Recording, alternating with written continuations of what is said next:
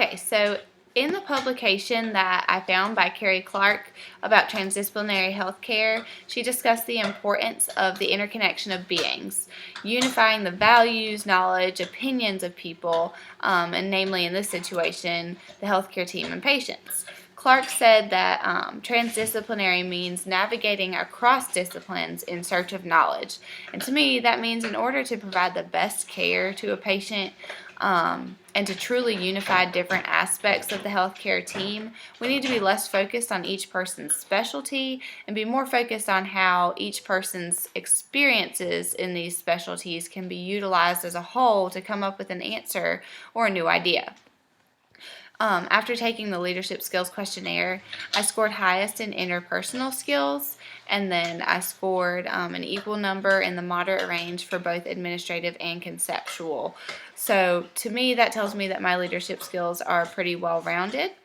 I didn't score significantly higher on interpersonal than the other two skills, so that's fine with me. I'd rather be well-rounded than be super great in any particular one and not so great in the other ones. For the practice experience, I reviewed our hospital's models of care and organizational structure, and my nurse manager actually showed me on our employee portal, there's a detailed explanation of the model we used and of the structure and the care models and all that great stuff, and I've got some papers here I'll show. I'm going to link them in the bottom in this post, but I don't know if you'll be able to get to it since it's on my employee portal. So there's various supervisors for different things in our hospital, and they make suggestions to our nurse managers, but the nurse managers have the ability to accept or reject these suggestions. To me, that says that our structure is horizontal. So for example, the hospital shift supervisor may call our unit and say, we do not need as many techs as we have based on our census, but if our charge nurse or nurse manager disagrees because, say, these patients need more help than usual or they're more acute or less mobile, then they can refuse that suggestion and they don't have to send a tech home or send them to another floor.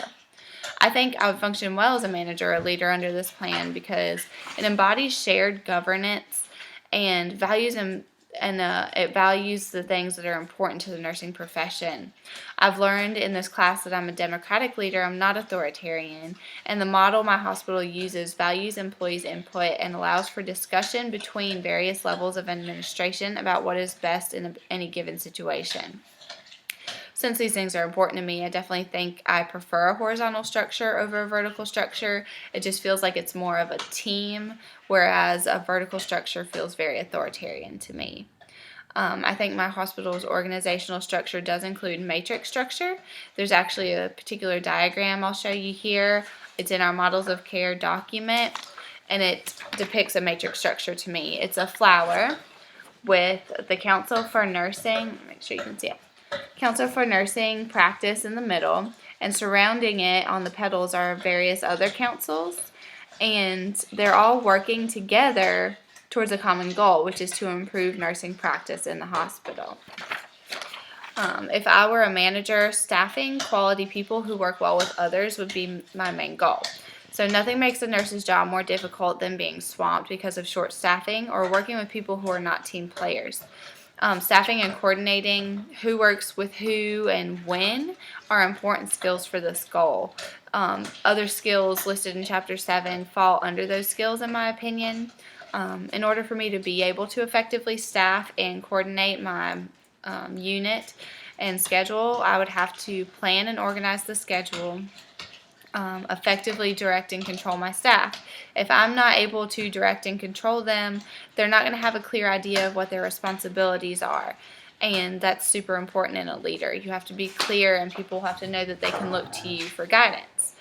I would also keep in mind the information I gained from my article by Carrie Carter, and to me the biggest takeaway from that article was in order to be transdisciplinary, we have to connect all our values and all our knowledge and utilize it as a whole. Thank you.